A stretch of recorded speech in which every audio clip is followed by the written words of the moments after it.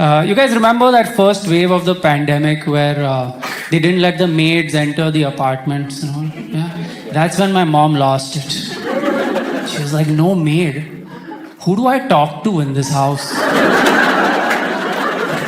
It's just this guy and his father. I haven't spoken to them in years. I had to re-establish contact with my mom. I was like, hello, I am son.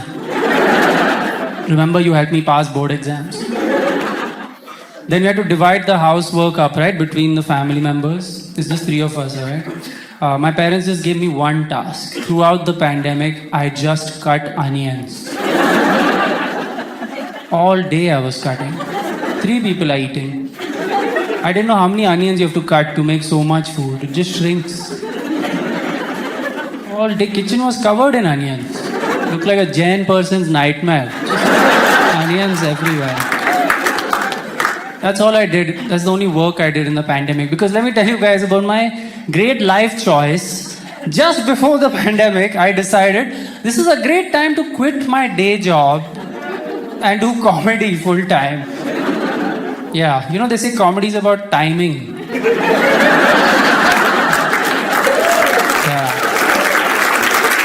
Yeah, I f***ed it up. Biggest joke I wrote in 2020 was my resignation.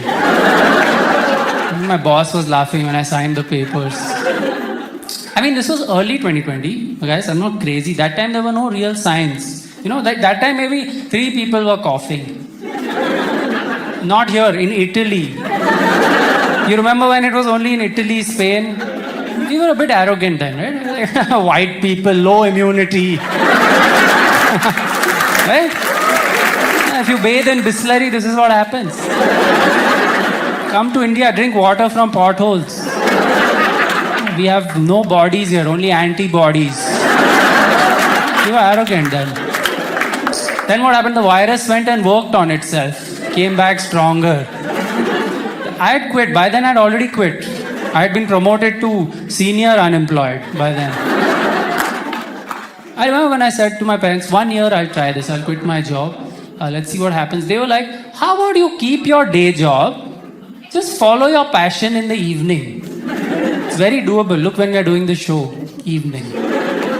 But I was like, no, 8 hours a day I will write jokes. And then in the evening I will tell jokes. I had just 2 bullet points in my to-do list. Write jokes, tell jokes. Very bad business plan. Don't try it if you're thinking about it. After 5 minutes of writing, nothing is funny. You're like, I quit my job. We used to have to perform in Zoom shows. You guys know in the pandemic, you all worked on Zoom. We did stand-up on Zoom. Terrible. After 5 minutes during the show, some audience member's father walked shirtless behind. Nobody cares about us anymore. This is like, when will he come again? Solar eclipse is happening behind. Nobody's focusing on you. At one point I gave up during the pandemic. I just sat and watched Netflix for months. I used to close my bedroom door and watch because I didn't want my parents to find out about Netflix. They didn't know about it yet. And you're like, why? I'm like, because I'm a good son. I know what is on Netflix and I know my parents. Don't you guys feel there's a lot of violence, a lot of nudity, adult content? You should not expose parents to adult content. It's like, you protected me all these years, I'm just returning the favor. I have the password now. This plan backfired. They used to watch movies throughout the pandemic on TV and they only watched rom-coms where things end well. You know, hero, heroine come together, it ends well. Then they turn to their son who quit his job before a pandemic. He's just cutting onions over here. They're comparing me to the hero of a rom-com. They're like, when will you be like that guy? He got a job and a wife in 2 hours. I'm like, there was editing. Did you watch carefully? So I'm like, you're comparing me to the wrong people. Let me balance their expectations. I'll show them something that I choose from Netflix. You guys know what's very popular? These serial killer documentaries. True crime. You guys love true crime, right? As opposed to what crime? I'm like, okay, I'll show them one serial killer documentary. At least they'll watch that. Then they'll turn to their son. They'll be like, he's lazy, but better lazy. Then so focused. Also in those documentaries if you've seen, usually first victim is the parents only. So might get a meal also out of this. Unbelievably, this plan also backfired. I showed them a serial killer documentary. This guy had killed 250 people. The highest recorded for one serial killer. Okay. Like he's the number one.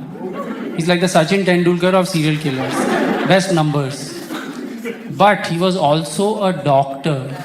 And that's all my parents picked up from the whole life. They were like, he kept his day job.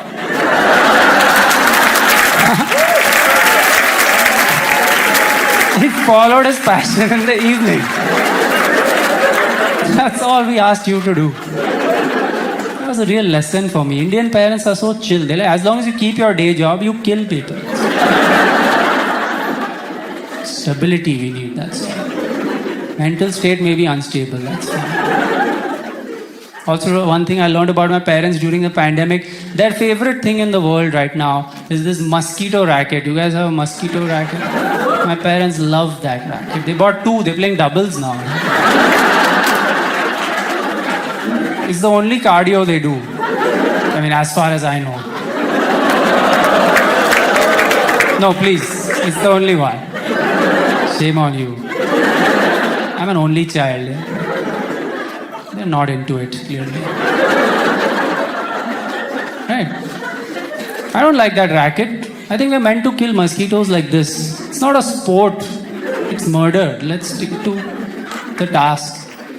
You guys don't feel like... I don't feel satisfaction killing a mosquito any other way than like this. Hand-to-hand combat. Especially if it took my blood. You know the one where you felt the bite? Right? And you're seeing that mosquito, it's not able to take off. It's full of your blood. Barely able to fly. That one I have to kill like this. And then I have to see the blood, right? You guys do that? Don't act like you don't. Like that's when revenge is complete. Right? Sometimes I should get carried away. I should take the blood.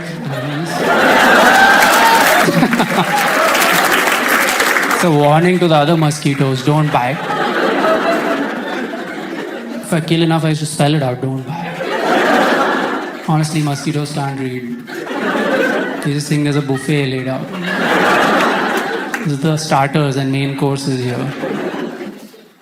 One day, a lot of mosquitoes entered our house. My parents were really happy. It was cardio time. We came to the drawing room with two rackets like Federer and Nadal. Two ends they stood and they started. They become really good at it now. My mom is doing backhand, you know, slicing. Mosquitoes falling like this. So they're doing that. And I had just finished cutting onions. So I also joined them. I stood in the middle and I just killed a few. Picture the scene. It's like they are playing tennis and I'm a fan in the middle. There is no ball. I'm out of time. My name is Shamik. You guys have been amazing. Thank you so much.